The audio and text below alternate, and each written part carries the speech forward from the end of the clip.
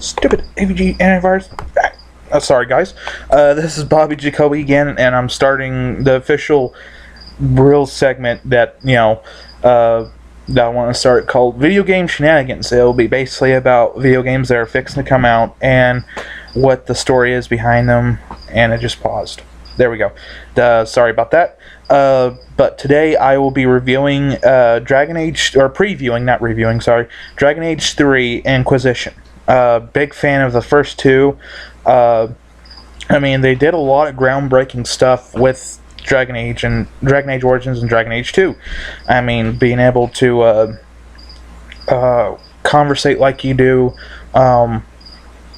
even, being able to have the full-on party conversations. I mean, yeah, Mass Effect did start that, but they worked it out. They kind of improved it with Dragon Age Origins, and then with Mass Effect 2, they made it better that way. So, I mean, it's awesome. I mean, sorry. Anyways, where Dragon Age 2 left off was you fought Meredith, and, you start the holy war against the mages and the Templars. At which point, later on, you find out that by a DLC, which I know it's bad of me, I can't remember it right now, but you end up going to Orlais and end up breaking up this conspiracy to take down the Qun. And that's really what starts off the other thing in Dragon Age 3 Inquisition, which is the civil war between Orlais and everybody else. Granted, Orlais is a bunch of douchebags, but, it really helped explain, what had happened, because I know before I got the DLC, when I found out that Orlais was fighting with everybody, it's like, why, they didn't really explain that fully, well, except for when King Alistair comes in and says, well, I was hoping to get your help with Orlais because we're having problems talking to him, but come to find out it's through your actions with Orlais that cause the final straw to be broken and the civil war to start.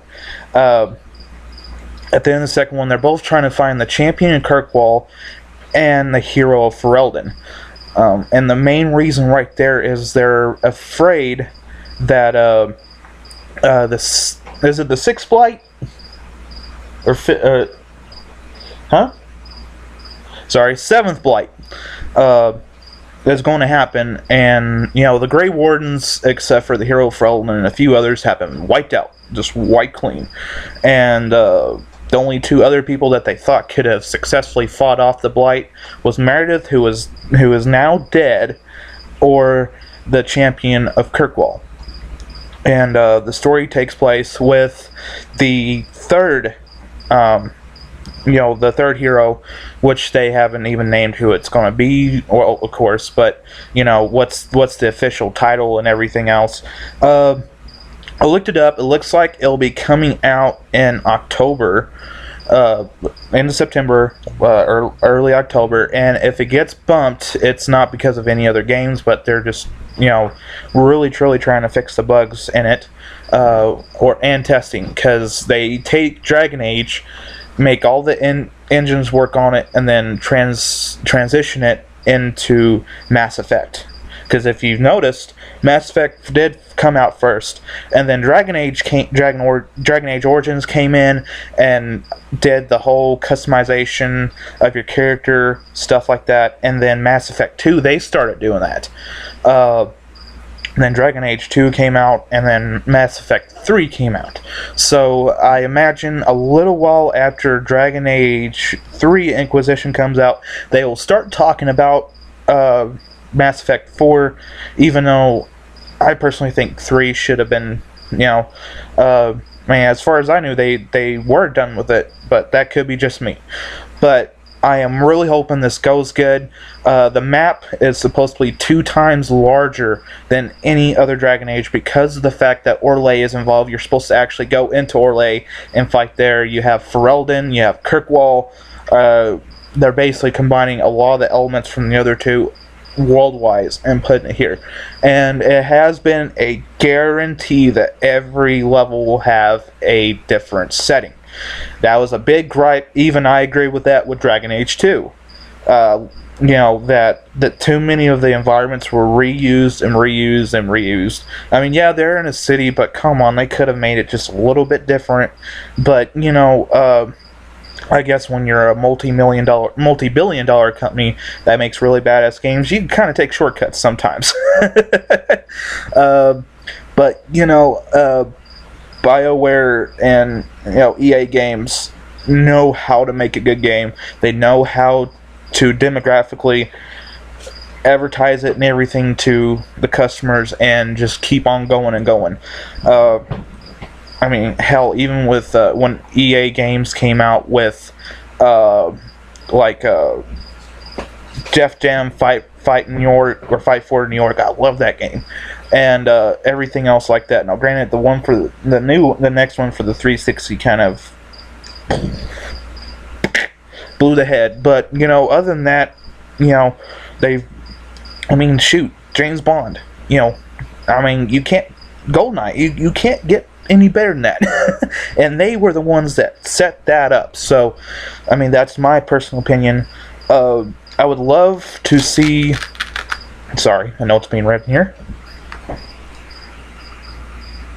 Yes, exactly. I'm hoping they will put the Frostbite engine in Dragon Age 3. I think it will make it run a hell of a lot better with graphics that, go, into the far beyond reaches of, oh my god! But, that was a little bit of another gripe of mine.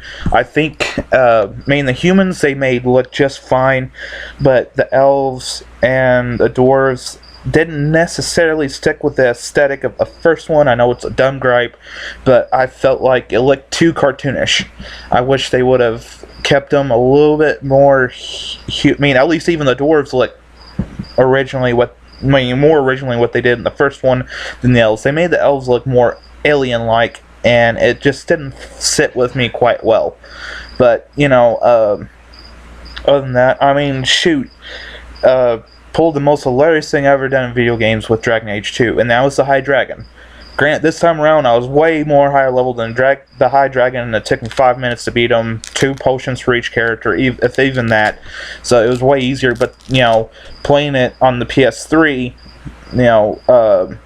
and it'd been a while, I forgot how to necessarily fight him, and it took 6 tries, 2 hours, and I was just finally like, screw it, I'm going to take a break and down a bunch of beers. Because I was so frustrated, pissed, whatever. Every gamer knows how that goes. So I sat there and just downed 5 or 6 beers, got really tipsy, nearly drunk. And I was drunk, I'll admit. And I was like, okay, let's try this again. Without any problems, and quicker than any other time I have ever beaten it besides this time around, I beat him. I was... my roommate was laughing his ass off because I was sitting there before cussing, getting outrageously mad, and other stuff like that because I couldn't beat him. But when I got drunk, I sat there, I didn't really even talk. I just kind of joked around whenever I was fighting him, right?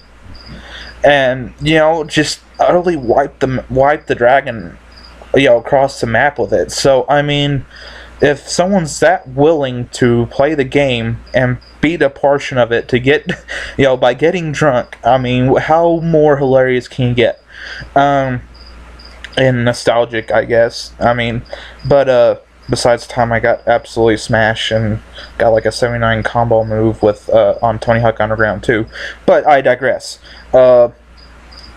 Ultimately, I am really hoping, which I really don't have a doubt either, that they will continue on with Dragon Age Inquisition, leaping bounds, and all that other stuff. So, like I said, I really do think it's going to be a cool game. It's going to be one of those...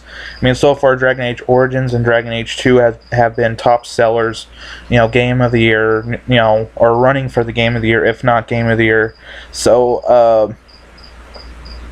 I hope you guys enjoy this and kind of see this as like Oh god, yeah, this is very inquisitive. If not, just leave a comment and tell me how dumb I am. Because, I'm trying to learn how to do this better, and the only way I can is by y'all commenting. So, I'll leave off with this. This is Bobby Jacoby, your face, and have a good day.